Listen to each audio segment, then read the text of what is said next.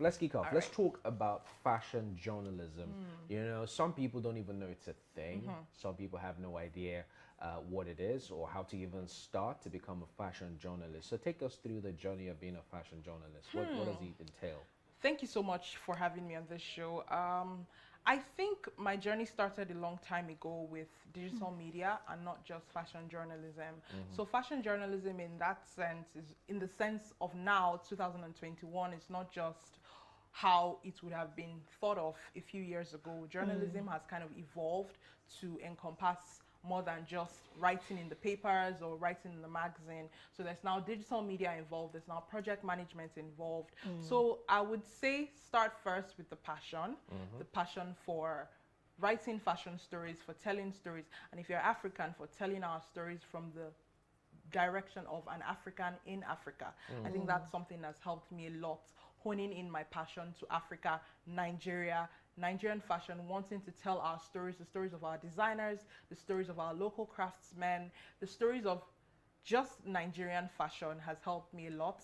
Start with that passion and then move on to hone your skills, develop your skills in writing, and then of course the wide one of digital markets and digital media, which is so interesting to me because I, I feel like when I started in digital media, it was like a hobby. I just saw social media, Facebook, Instagram was like, oh, fun and all. But when I started to go deeper, I realized that it's now, it's the present, and it's also the future. So it's something that it's wide, it's vast, but it's very important. Now, looking at all of you said from this definition, now let's talk about the main topic. One of the reasons why you're here, fashion sustainability in Africa. How would you say digital fashion journalism has helped, you know, sustain that African need for trendy fashion, or would I say trending for fashion outfits going forward? Yeah. Okay, so sustainable fashion is a deep topic that I'm very passionate about. So if I'm starting to talk too much, just cut me off. Yeah, well, I'm very, very passionate.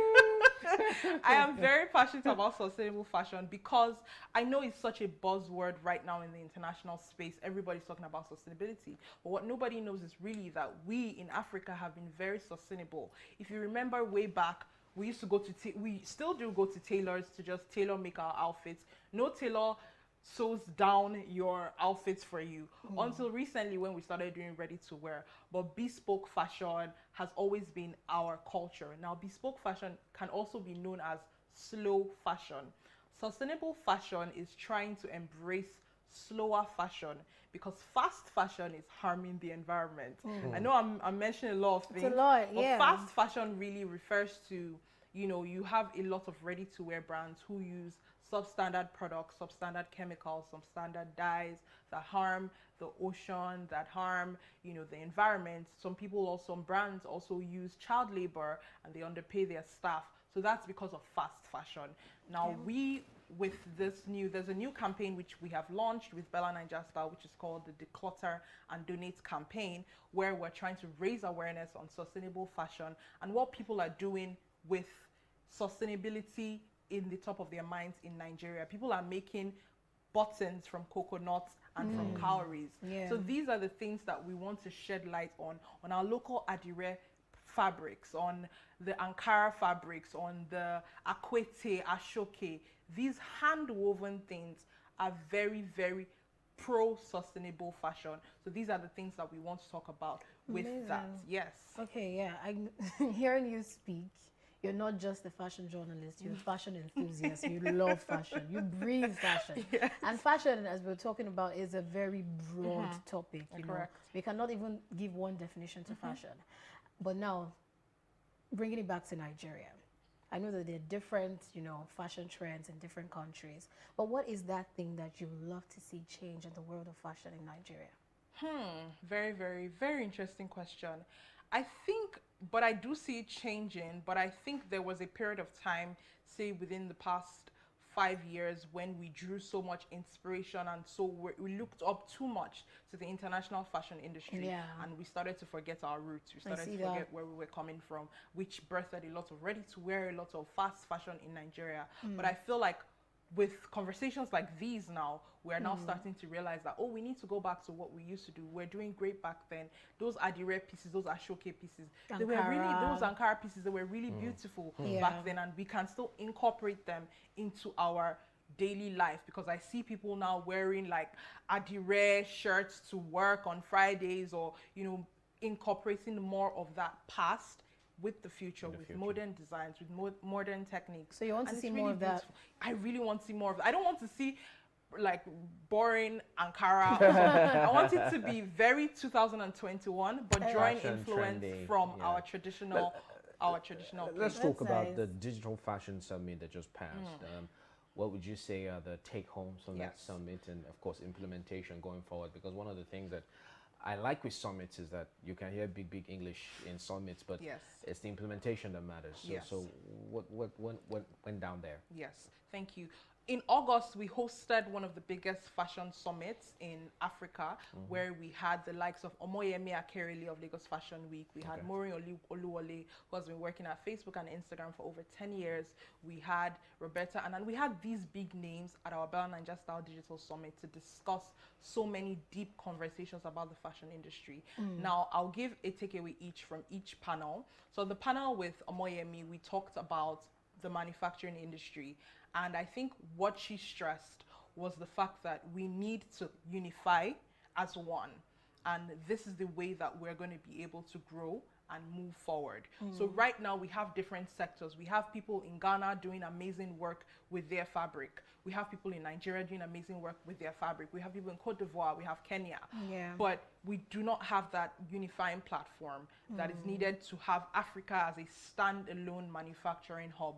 So when we do have a platform for everybody with distribution channels across Africa, we are going to be able to grow the industry to greater heights. So that was that one for that. The second one was more on sustainable fashion, but since I've discussed in length about sustainable fashion, I'll just skip that.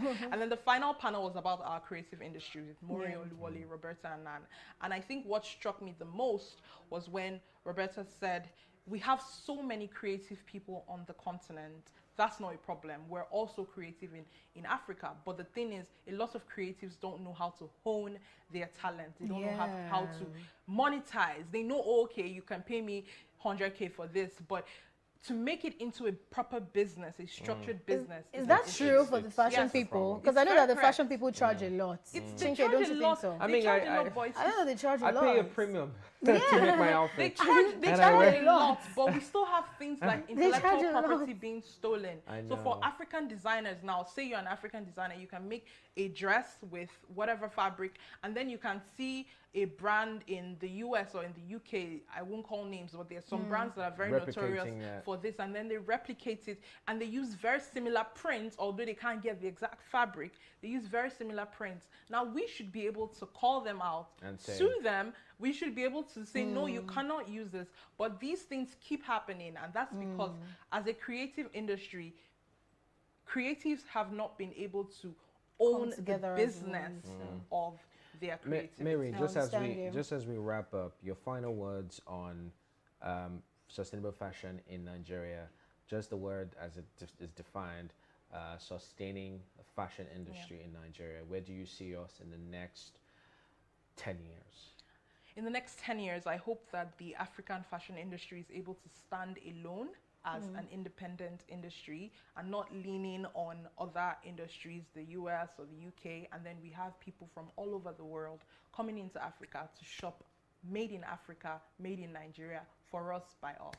Amazing. With the way you even speak, I feel like going into fashion. I'm sure she has. I want to go into fashion. Have a shop somewhere. I know. In Jumota. I wish I did. And the way she's even saying monetize. I wish I did. Those women are making money. Monetize. I'm going to go into fashion and then increase my money. Yes, so that they'll buy. Guys. I know people will buy. You buy. I will. I definitely will. I got We've been talking We've been talking with Mary Edoro, a fashion journalist, taking us through, of course, the ways we could, of course, have that sustainable growth, gradual growth in the fashion industry, and hopefully we'll have her again soon when she opens a shop in Edoro. Now we'll go for the break. When we return, another guest will be here with us on SilverBird today. Stay here with us. Do not even touch that. Thank you for coming. Thank you so much for having me.